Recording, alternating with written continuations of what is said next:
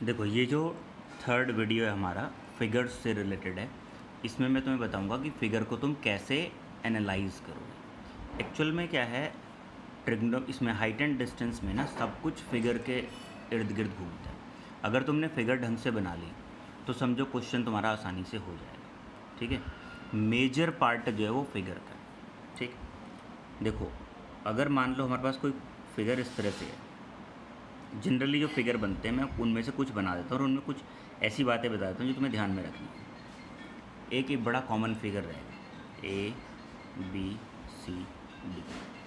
एक एंगल ये है और एक एंगल ये है। मान लो ये टावर है, टावर से तुम कहीं दूर खड़े थे, यहाँ से तुमने किसी एक टावर के टॉप का एंगल देखा, फिर तुम पास आ गए और फिर तुमने टावर के टॉप का एंगल देखा।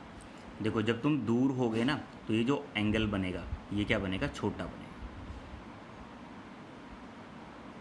और जब तुम पास आ जाओगे तो एंगल क्या बनेगा, बड़ा।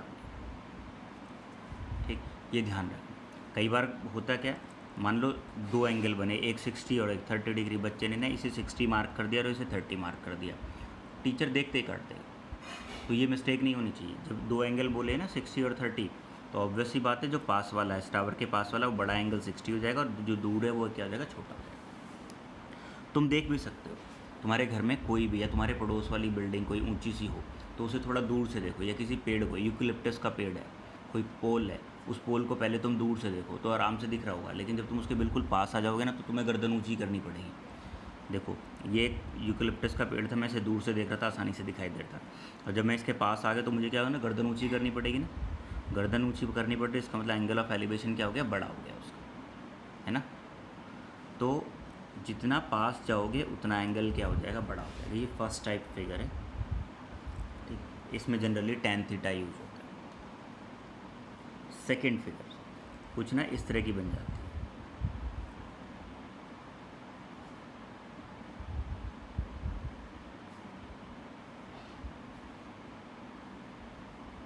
इस तरह से ए बी सी डी। देखो इस तरह की फिगर में क्या है, ये कोई बिल्डिंग थी, ठीक है, उस बिल्डिंग के सामने एक और बिल्डिंग थी। तुमने इस बिल्डिंग के पहले टॉप से देखा इसे, सॉरी टॉप बॉटम से, ये बिल्डिंग 1 और ये बिल्डिंग 2।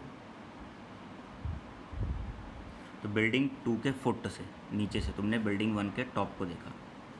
ठीक है, अब तुम क्या गए, बिल्डिंग जो 2 है इसके टॉप पे आ गए, यहाँ से एंगल देखा। तो अब सोचो कौन सा एंगल बड़ा होगा, कौन सा छोटा होगा। ऑब्वियस सी बात है, ये एंगल क्या हो जाएगा, बड़ा हो जाएगा, और ये एंगल क्या होगा, छोटा होगा। सही है, ये बड़ी मोस्ट कॉमन फिगर्स में से है। एक और देखते हैं। From the top of a building, किसी एक बिल्डिंग के टॉप से, angle of depression of 2 objects on the ground are found to be. अब देखो 2 ऑब्जेक्ट हैं, यहाँ से खड़े होकर तुमने 2 ऑब्जेक्ट को देखा और एंगल ऑफ डिप्रेशन बन रहा है। तो जब भी एंगल ऑफ डिप्रेशन बनेगा ना तो ये हॉरिजॉन्टल लाइन बनाओगे। ठीक है, तो एक एंगल ये बनेगा, मान लो ये बनता है कुछ, और एक एंगल कौन सा बनेगा, ये वाला। तो क्योंकि ये लाइन और ये लाइन पैरेलल हैं तो ये वाला एंगल और ये वाला एंगल क्या होंगे, बराबर होंगे। कौन से एंगल कहलाते हैं, ऑल्टरनेट इंटीरियर एंगल्स। ठीक है, ये एंगल इसके बराबर होगा और ये वाला एंगल इसके बराबर। ठीक है, अब देखो यहाँ डिसाइड कर सकते हो तुम कौन सा छोटा होगा कौन सा बड़ा होगा। ये बड़ा होगा और ये छोटा होगा। यहाँ भी दिखाई दे रहा है, ये छोटा होगा और ये ज़्यादा है तो ये बड़ा होगा। ठीक है, तो ये एंगल क्या है, स्मॉल। ठीक है, एस, और ये एंगल क्या होगा, लार्ज। समझ में आया। तो इस तरह की फिगर भी तुम्हें नोटिस करने को मिलेगी। ठीक, उसके बाद तुम जनरली तो यही फिगर यूज़ होती हैं। वैसे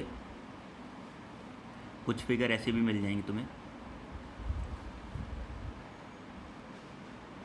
एक पोल ये है, एक पोल ये है। ठीक है, अब इस पोल के तुमने फुट से, इस पोल के फुट से तुमने इस पोल के टॉप को देखा, और इस पोल के फुट से तुमने इस पोल के टॉप को देखा, ठीक है, सही है। अब देखो ये बड़ा पोल है ना, अगर बड़ा पोल है तो उसे देखने के लिए एंगल ऑफ एलिवेशन भी क्या बनेगा, बड़ा बनेगा। बड़े पोल को देखने के लिए एंगल ऑफ एलिवेशन क्या बनेगा, बड़ा बनेगा, ठीक। और जो छोटा पोल है उसके एंगल ऑफ उसको देखने के लिए एंगल ऑफ एलिवेशन जो बनेगा वो क्या बनेगा, छोटा बनेगा। थोड़ी हिंदी की राइटिंग ना ऐसी है, मैं तो इंग्लिश की राइटिंग भी ऐसी है, बट समझ जाना, ठीक है। ये बड़ा लिखा और ये छोटा लिखा है, ठीक है। इसका मैं ऐसा नहीं कि बड़ा तो बड़ा बड़ा ही लिखूँगा, मैं तो भाई छोटा ही लिखूँगा, लेकिन लिखा बड़ा ही।